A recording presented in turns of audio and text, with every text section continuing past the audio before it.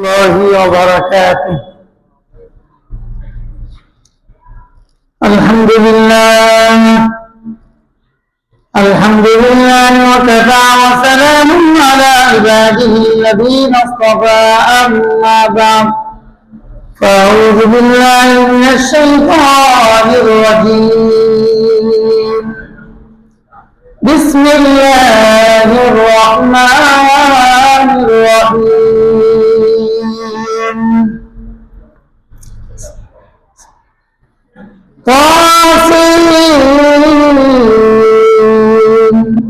تلك آيات القرآن وكتاب مبين هدى ورحمة وبشرى للمؤمنين.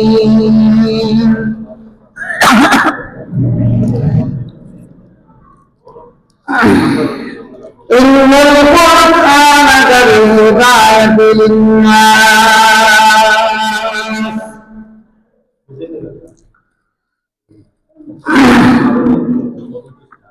إن الذي ليس في جوفه شيء من القرآن كبيت الخيل أو كما قال عليه الصلاة والسلام.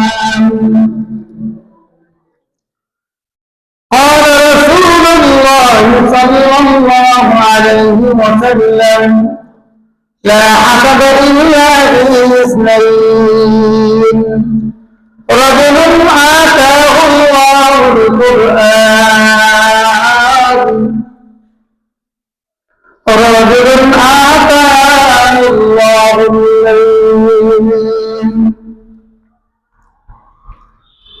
يتلو آياته آناء الليل وآناء النهار. আলহামদুলিল্লাহ, আল্লাহ তাবারক ওয়া তাআলার দরবারে লাখ কোটি শুকরিয়া যে আল্লাহ তাবারক ওয়া তাআলা আমাকে, আপনাকে, আমাদের সকলকে সুস্থ সবল রেখে আল্লাহর ঘর মসজিদে আসার এবং বসার জন্য তিনি তৌফিক দিয়েছেন। সেই মহান সত্তার দরবারে মন প্রাণ উজাড় করে, জবান করে, উচ্চ স্বরে কালিমাতুশ শুকর আদায় করি আলহামদুলিল্লাহ। আমি গত 2 সপ্তাহ আগে সূরা নামলের আলোচনা শুরু করেছিলাম। তো 3টি আয়াত রয়েছিল, দ্বিতীয় আয়াতের কিছু ব্যাখ্যা বিশ্লেষণ রয়ে গিয়েছিল, সেটা আবার করছি। আল্লাহ বলেন: তিলকা আয়াতুল কুরআন ওয়া কিতাবুম মুবিন। ওই কোরআনের আয়াত ওয়া কিতাবুম মুবিন, স্পষ্ট কিতাব, যারা কোরআন আয়াতুল কুরআন, এই কোরআনের উদ্দেশ্য লৌহে মাহফুজ। ও কিতাবুম মুবিন, এই কিতাবুম মুবিন দ্বারা কোরআন কারীম, দুটাই ঘুরে ফিরে একই জিনিস। এই আয়াতের ব্যাখ্যা কোরআন কারীমের সূরা ইব্রাহিমের 2য় আয়াতে আল্লাহ করেছেন। ألف لام را كتاب أنزلناه إليك لتخرج الناس من الظلمات إلى النور بإذن ربهم إلى صراط العزيز الحكيم. الله تعالى سورة ইব্রাহিমের প্রথম 2টি আয়াতে বলেন আলিফ লাম রা আল্লাহু আ'লামু বিমুরাদিহি। দ্বিতীয় আয়াতে আল্লাহ বলতেছেন: হে নবী, আপনার উপর আমি এমন একটি কিতাব নাযিল করছি, আনজালনাহু, নাযিল করছি, আলাইকা, কিতাব আনজালনাহু ইলাইকা, আপনার উপর যে কিতাবটা নাযিল করেছি এটা এমন কিতাব লিতুখরিজান নাস মিনাজ যুলুমাতি ইলান নূর, যে কিতাবটা মানুষকে অন্ধকার থেকে আলোর দিকে বের করে নিয়ে আসবে। যে কিতাবটা কি করবে? মানুষকে অন্ধকার থেকে আলোর দিকে নিয়ে আসবে। এই আলোর দিকে নিয়ে আসার এই কিতাবটা কি?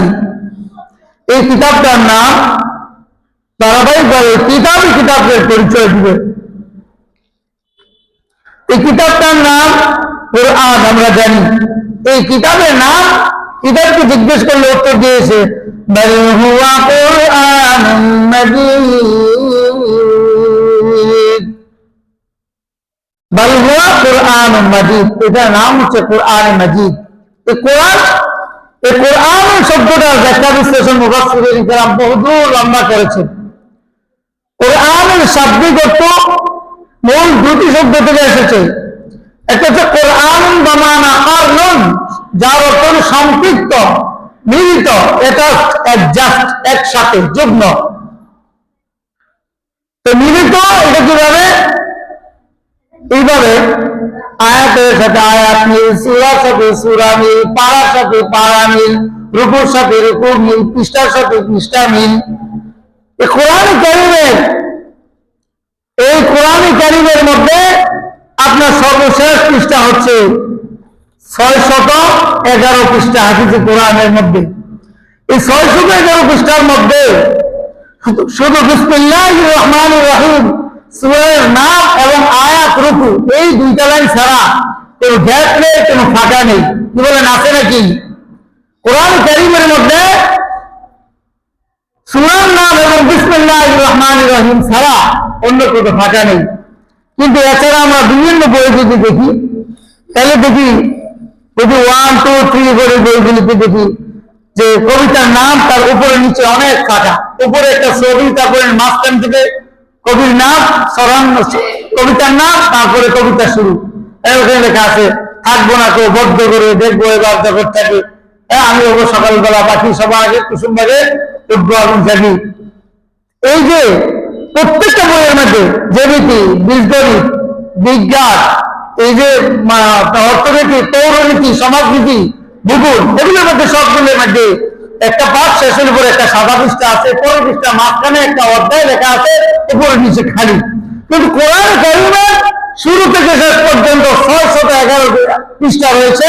এই পৃষ্ঠার মধ্যে বিসমিল্লাহির রহমানির রহিম ছাড়া আর সূরার নাম, আয়াত রুকু, এইটা ছাড়া আর কোনো গ্যাপ নেই, ফাঁকা নেই। এটা একটা মিল। দ্বিতীয় মিল হচ্ছে মঞ্জিল, একের পর এক মঞ্জিল, 7টা মঞ্জিলে কোরআন সুবিন্যস্ত করা হয়েছে। 114টি সূরায় সুবিন্যস্ত করা হয়েছে। 500 উপরে কত সংখ্যাটা আমার মনে নেই, 500 কত যেন রুকুতে সমন্বিত হয়েছে এই কোরআন। এছাড়াও কোরআনের মধ্যে এত সুন্দর পঙ্ক্তি মিল, সনেট মিল বা গদ্য মিল রয়েছে, যা অন্য কোন গ্রন্থের মধ্যে এটা নেই। কোরআন কারীমে কেমন মিল রয়েছে? আল্লাহ তাআলা এমন সুন্দর করে কোরআনকে উপস্থাপন করেছেন, আমাদের সামনে রেখেছেন। যেমন আমরা যদি মিল দেখতে চাই, এত সুন্দর মিল। আল্লাহ বলেন হাল আতাকা হাদিসুল গাশিয়া وجوه يومئذ خاشعة عاملة ناصبة تصلى نارا حامية। শেষে হা।